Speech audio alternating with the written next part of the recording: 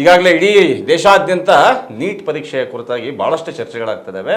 ಅದರ ಮುಂದುವರೆದ ಭಾಗವಾಗಿ ಇವತ್ತು ಒಬ್ಬರು ತಜ್ಞರು ನಮ್ಮ ಜೊತೆ ಮಾತಾಡಕ್ಕಿದ್ದಾರೆ. ಅವರ ಹೆಸರು ಡಾಕ್ಟರ್ CN ಜಗದೀಶ್ ಅಂತ. The difficulty in the modern medicine is that we are separating the soul from the body ಅಂತಾನೆ. ಈಗಾಗಲೇ ಸಾಕಷ್ಟು ಜನ ಇದ್ರ ವಿರುದ್ಧ ಧ್ವನಿ ಎತ್ತಿದ್ದಾರೆ. ಯಾವಾಗ 2020-2019 ಈ ನೀಟನ್ನು ಪರೀಕ್ಷೆ ಮಾಡಬೇಕು ಅಂತ ಪ್ರಸ್ತಾಪ ಇಟ್ಟಾಗ ಸ್ವತಃ ಗುಜರಾತೇ ಅದನ್ನು ವಿರೋಧ ಮಾಡಿತ್ತು.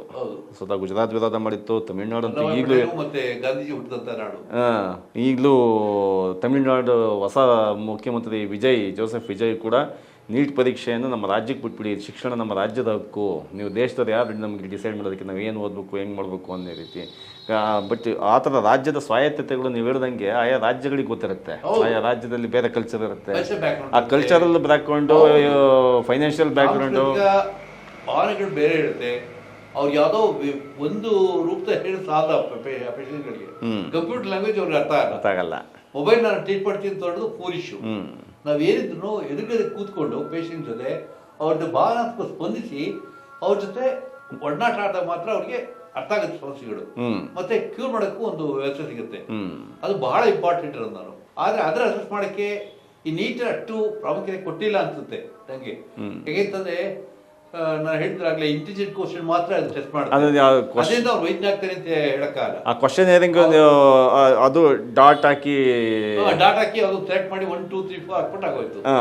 ಅವ್ರು ಅದನ್ನ ಕುಕ್ ಹಾಕಿರ್ಬೋದು, ಇದೇ ಲೀಕ್ ಆಗಿರೋ ಪ್ರಶ್ನೆ ಪತ್ರಿಕೆ ಹಾಕಿರ್ಬೋದು. ಇದಿನ ಕಡೆ ಸರ್ ಭಾಳ ದೊಡ್ಡ ಈ ಟ್ಯೂಷನ್ ಸೆಂಟರ್ಗಳು ಮಾಫಿಯಾ ಇದೆ ಸರ್.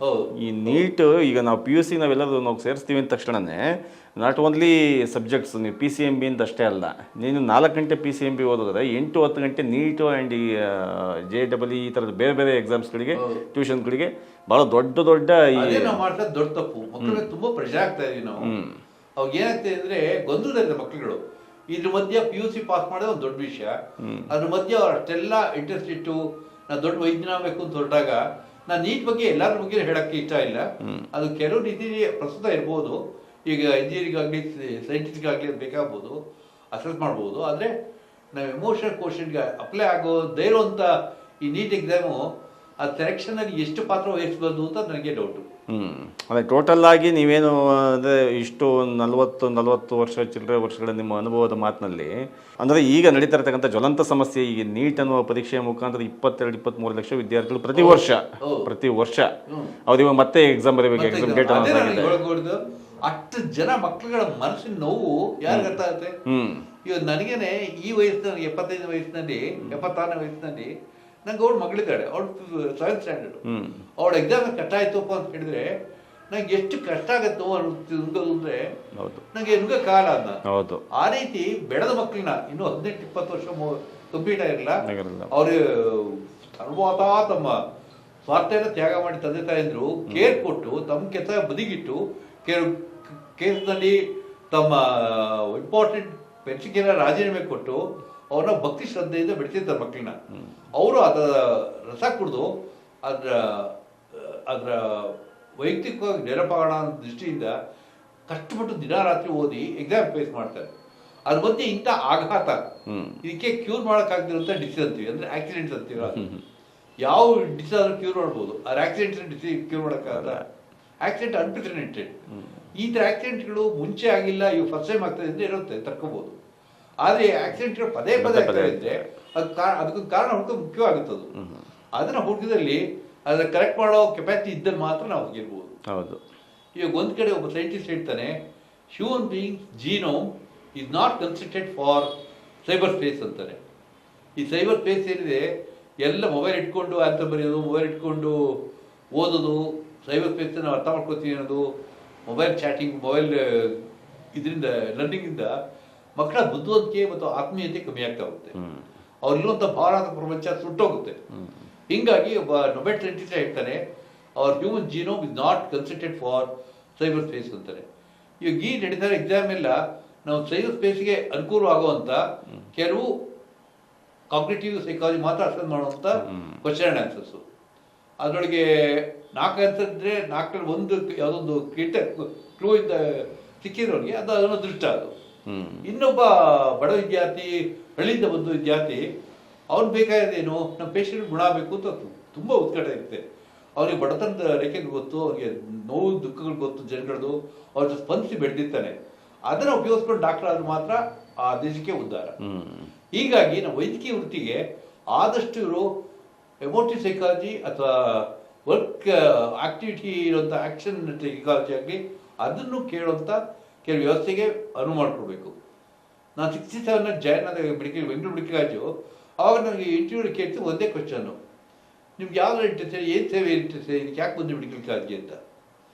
ನಾವು ಹೇಳ್ತೀವಿ ಅಷ್ಟೇ, ನಾವು ರೋಗಿಗಳ ಸೇವೆ ಮಾಡಬೇಕು ಒಂದು ದಿವಸ ನಾವು ಅಂತ ಮುಖ್ಯವಾಗಿ ಹೇಳ್ತಾ ಇದ್ವಿ. ಆದ್ರೆ ಇವಾಗ ಎಲ್ಲೂ ಆ ಕ್ವಶನ್ ಇಲ್ವೇ ಅಂತ ಅದು ಯಾವುದೂ ಇಲ್ಲ. ಈಗ ಎಲ್ಲ ಉತ್ತರ ನೋಡಿದ್ರೆ ನಾವು ಮುಂಚೆ ಒಂದು ಶ್ರೀಧರಂ ಅವ್ರ ಮಾತನಾಡೋ ಬರುತ್ತೆ, ನಾವು ಹಿಂದೆ ಸಂಬಂಧಗಳೇ ಅರ್ಥ ಹುಡುಕ್ತಾ ಇದ್ವಿ.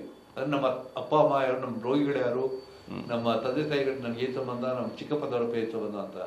ಆದ್ರೆ ಇವಾಗ ಏನಾಗ್ತದೆ ಅಂದ್ರೆ ಸಂಬಂಧಗಳ ಅರ್ಥ ಹುಡುಕ್ತಾ ಇದ್ದಾರೆ ಜನಗಳು, ಅರ್ಥದ ಸಂಬಂಧ ಹುಡುಕ್ತಾ ಇದೆ.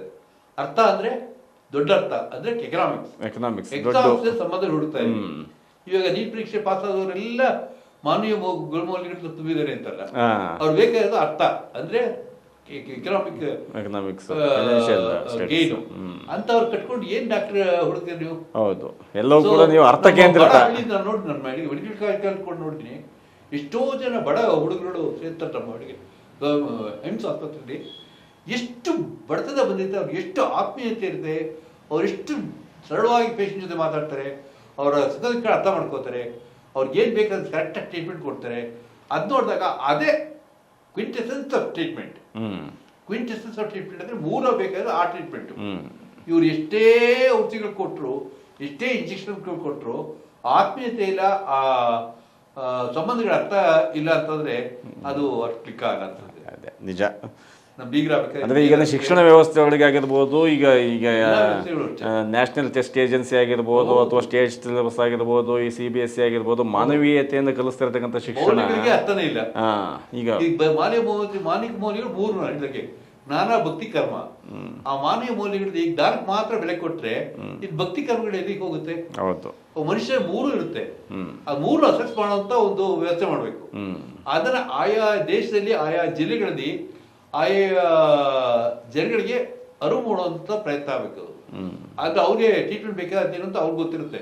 ಆ ಜನಗಳ ಬೆರ್ತ್ PUC ಓದಿರೋದ್ರಿಂದ ಅದಕ್ಕೆ ಹೆಚ್ಚು ಒತ್ತ ಕೊಡ್ಬೇಕೆ ಹೊರತು ಬರೀ ಎಲ್ಲಾದ್ರೂ ಏಕಸೂತ್ರದಲ್ಲಿ ಅಳಿತೀರಿ ಹೋಗೋದು ಅದು ಮೆಡಿಕಲ್ ಫೀಲ್ಡ್ಗೆ ಅಪ್ಲೈ ಆಗಲ್ಲ ಅನ್ಸುತ್ತೆ.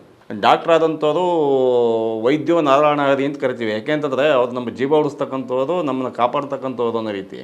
ಅದಕ್ಕೂ ಮತ್ತು ಈಗ ನಡೆಸ್ತಾ ಇರ್ತಕ್ಕಂಥ ನೀಟ್ ಅನ್ನೋ ಪರೀಕ್ಷೆಗೂ ಎಷ್ಟು ಅಂತರ ಇದೆ ಅಂತ ಹೇಳ್ಬಿಟ್ಟು ಅವ್ರು ಮಾತಾಡೋದು ನಾವು ಇಷ್ಟೊತ್ತರೆಗೂ ಕೇಳಿದ್ವಿ. ಕಂದಕನೇ ಇದೆ, ದೊಡ್ಡ ಕಂದಕನೇ ಇದೆ. ಅದನ್ನು ಯಾವ ರೀತಿ ಮುಚ್ತಾರೆ ಗೊತ್ತಿಲ್ಲ. ಒಟ್ಟಲ್ಲಿ ಆಯಾ ರಾಜ್ಯಗಳಲ್ಲಿ, ಆಯಾ ಜಿಲ್ಲೆಗಳಲ್ಲಿ, ಆಯಾ ಬ್ಯಾಕ್ಗ್ರೌಂಡ್ ತಿಳ್ಕೊಂಡು ಅವ್ರಿಗೆ ಇಂಟರ್ವ್ಯೂ ಅಂದರೆ ಹಿಂದೆ ಮಾಡ್ತಿದ್ವಲ್ಲ ನಾವು, ಆ ಥರ ಡೈರೆಕ್ಟ್ ಇಂಟರ್ವ್ಯೂನಿಂದ ಸೆಲೆಕ್ಟ್ ಮಾಡಿದ್ರೆ ಒಂದು ಉತ್ತಮವಾದ ಪರೀಕ್ಷೆ ಇರ್ತದೆ. ಅದೇ ಈ ರೀತಿಯ ಪರ್ಯಾಯಗಳು ಹುಡುಕ್ತಾ ಹೋಗ್ತಿರ್ಬೇಕು. ಯಾಕೆಂದರೆ ಇಡೀ ದೇಶದಲ್ಲಿ ಅಷ್ಟೊಂದು ಜನ ಶಿಕ್ಷಣ ತಜ್ಞರು, ಅಷ್ಟೊಂದು ದೊಡ್ಡ ದೊಡ್ಡ ಏಜೆನ್ಸಿಗಳು, ಅಷ್ಟು ದೊಡ್ಡ ದೊಡ್ಡ ವೈದ್ಯರುಗಳಿದ್ದಾಗಲೂ ಕೂಡ ಇದಕ್ಕೊಂದು ಸಣ್ಣ ಒಂದು ಪರೀಕ್ಷೆ ನಡೆಸೋದಾಗಿರ್ಬೋದು, ಒಂದು ಶಿಕ್ಷಣ ವ್ಯವಸ್ಥೆ ಆಗಿರ್ಬೋದು, ನಾವು ಮಾಡಿರ್ತಕ್ಕಂಥ ಸಮಯದಲ್ಲಿ ನಮ್ಮ ಡಾಕ್ಟರ್ ಜಗದೀಶ್ ಸರ್ ಅವರು ಕೊಟ್ಟಿರ್ತಕ್ಕಂಥ ಸಲಹೆ ಇದೆಯಲ್ಲ, ಆಯಾ ರಾಜ್ಯದಲ್ಲಿ ಮತ್ತು ಆಯಾ ಪ್ರಾದೇಶಿಕ ವಲಯದಲ್ಲಿ ಇರತಕ್ಕಂತಹ ಜ್ಞಾನವನ್ನು ತಗೊಂಡು ನಮ್ಮ ಸಂಸ್ಕೃತಿಗೂ ನಮ್ಮ ಕಾಯಿಲೆಗೂ ಸಂಬಂಧ ಇದೆ, ನಮ್ಮ ಆರ್ಥಿಕತೆಗೂ ನಮ್ಮ ಕಾಯಿಲೆಗೂ ಸಂಬಂಧ ಇದೆ, ನಮ್ಮ ಲೈಫ್ ಸ್ಟೈಲ್ಗೂ ಮತ್ತು ನಮ್ಮ ಆರೋಗ್ಯಕ್ಕೆ ಜೀವನ ಕ್ರಮಕ್ಕೂ ಸಂಬಂಧ ಇದೆ. ಆ ನಿಟ್ಟಿನಲ್ಲಿ ನಮ್ಮ ನೀಟ್ ಪರೀಕ್ಷೆಗಳು ಹತ್ತಿರಕ್ಕೂ ಬರೋಕ್ಕಾಗಲ್ಲ ಅನ್ನೋ ರೀತಿಯಲ್ಲಿ ಅವ್ರ ಅಭಿಪ್ರಾಯ ವ್ಯಕ್ತಪಡಿಸುವಾಗ ಭಾಳ ಗಂಭೀರವಾದ ವಿಷಯಗಳನ್ನು ನಮ್ಮ ಜೊತೆ ಹಂಚ್ಕೊಂಡಿದ್ದಾರೆ. ಇವ್ರ ಜೊತೆ ಮತ್ತೆ ಮುಂದೆ ಮಾತಾಡೋಂಥ ಭಾಳ ದೊಡ್ಡ ಜ್ಞಾನ ಭಂಡಾರ ಇವರು. ಎಷ್ಟು ದೊಡ್ಡ ವಿಷಯಗಳನ್ನು ಮಾತಾಡ್ತಾರೆ ಅಂತಂದರೆ ವೈದ್ಯಕೀಯ ಕ್ಷೇತ್ರದಲ್ಲಿ ಕ್ಯಾನ್ಸರ್ ಪೇಷಂಟ್ಗಳ ಜೊತೆ ಒಡನಾಡಿ ದೊಡ್ಡ ಆಧ್ಯಾತ್ಮದ ತುದಿಯನ್ನು ತಲುಪಿದ್ದಾರೆ. ಇವ್ರ ಮಾತನ್ನು ನಾನು ಸಾಕಷ್ಟು ಕೇಳಿದ್ದೀನಿ. ಮುಂದಿನ ಸಂಚಿಕೆಗಳಲ್ಲಿ ಇವ್ರ ಮಾತುಗಳನ್ನು ಮತ್ತಷ್ಟು ಕೇಳೋಣಂತೆ. ಇಷ್ಟೊತ್ತು ನಮ್ಮ ಜೊತೆ ಮಾತಾಡಿದಂಥ ಡಾಕ್ಟರ್ CN ಜಗದೀಶ್ ಸರ್ ಅವರಿಗೆ ಧನ್ಯವಾದಗಳನ್ನು ಹೇಳ್ತಾ ಸರ್. ಧನ್ಯವಾದಗಳು ಸರ್. Thank you. ಚೆನುಗಿರಿ ಇದು ನಿಮ್ಮ ದನಿ.